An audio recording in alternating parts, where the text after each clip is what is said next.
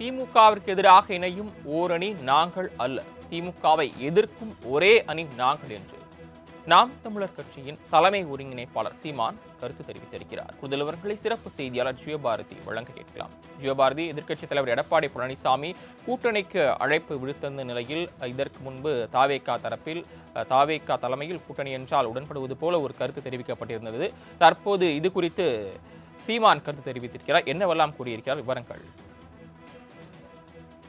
எதிர்க்கட்சி தலைவரும் அதிமுக பொதுச்செயலாளருமான எடப்பாடி பழனிசாமி அவர்கள் இன்று காலை ஒரு ஆங்கில நாளிதழுக்கு அளித்திருந்த பேட்டியில் திமுகவை எதிர்க்கக்கூடிய கட்சிகள் ஓரணியில் திரண்டு 2026ஆம் ஆண்டு நடக்க இருக்கக்கூடிய சட்டப்பேரவை தேர்தலில் திமுகவை வீழ்த்த வேண்டும் அப்படிங்கிற அந்த ரீதியில் தன்னுடைய பேட்டியில் குறிப்பிட்டிருந்தார். குறிப்பிட்டு தாவேகா மற்றும் சீமான் நாம் தமிழர் கட்சிக்கு தன்னுடைய அழைப்பை விடுத்திருந்தார்.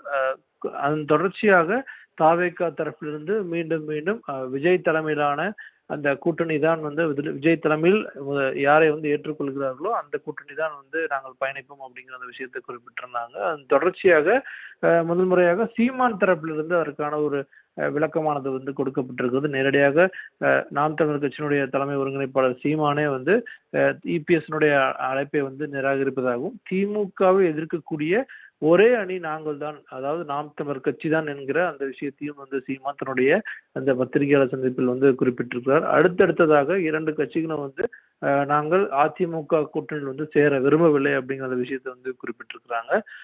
தாவேகாவை பொறுத்தளவுக்கு பாஜக இருக்கக்கூடிய கூட்டணியில் நாங்கள் இடம்பெற மாட்டோம் அப்படிங்கிற அந்த விஷயத்தை மீண்டும் மீண்டும் தெளிவுபடுத்திட்டு இருக்காங்க. நேற்றைய தினம் தாவேகாவினுடைய முதலாவது அந்த கொள்கை விளக்க பொதுக்கூட்டத்திலும் அங்கே பேசிய தலைவர்கள் தங்களுடைய கருத்துக்களை வெளிப்படுத்தியிருந்தாங்க. அதன் தொடர்ச்சியாக தற்போது தாவேகாவினுடைய அந்த Twitter page head quarters Twitter பேஜ்ல அந்த விஷயத்தை மீண்டும் உறுதிப்படுத்தியிருந்தாங்க. தற்போது நாம் தமிழர் கட்சியின் சார்பாகவும் ஒரு உறுதிப்பாடானது தெரிவிக்கப்பட்டிருக்கிறது. மீண்டும் அதிமுகவுடனான கூட்டணி இல்லை அப்படிங்கிற அந்த விஷயத்த சீமான் அவர்கள் உறுதியாக தெரிவித்திருக்கிறார். சரவணன்,